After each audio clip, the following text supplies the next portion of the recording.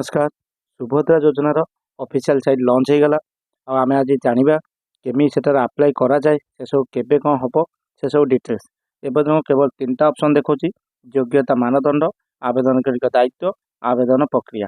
तो प्रथम आम जाना योग्यता मानदंड कौन भर कौन कौन डिटेल्स होती से सब कौन कौन आमर डॉक्यूमेंट लगे सबू आज आम विषय जानीदे केबे अप्लाई हम कौ मैंने अप्लाई कले कौन कले से सब विषय कह समस्त कहते मुझे अप्लाई करदे से अप्लाई करदेला तुम्हें अप्लाई करन से सब भाई किसी नुहे से सब भूणी कि नुहे आप मन रखु एपर्तन किसी भी हैनी एबे स्टार्ट हम काली ओके।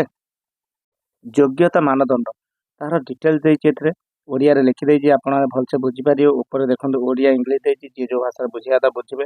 प्रथम ये रोचे ये योजना लाभ पाइबापी समस्त महिला हिताधिकार निम्नलिखित योग्यता मानदंड पूरण करने आवश्यक। ठीक अच्छे तो कर रही आवेदनकारी ओडिशार बासिंदा होती आवश्यक यहाँ तो आप आगुरी जानते एथे आउ गए कौन राशन कार्ड रे ना थिबा दरकार। ठीक अच्छे एबे इनकम सर्टिफिकेट दरकार हो बा न हो कि राशन कार्ड निहाती आवश्यक। तो बयस 21 ରୁ 60 भितर ये भी आप सब डिटेल जानते एथे बेसी किसी कहर ना।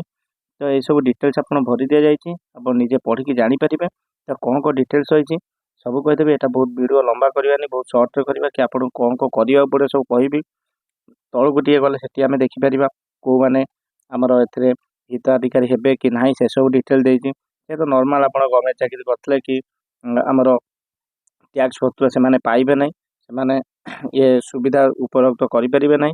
छाड़ू नेक्स्ट को आम जा चलतु आवेदनकारी दायित्व कौन रही जो महीना आमर सुभद्रा योजना लाभ पाइपर से पढ़िया पड़ो तो सेटार कौन अच्छे से निज नाम आधार कार्ड आधार नंबर सहित रहा दरकार जो मैंने अच्छा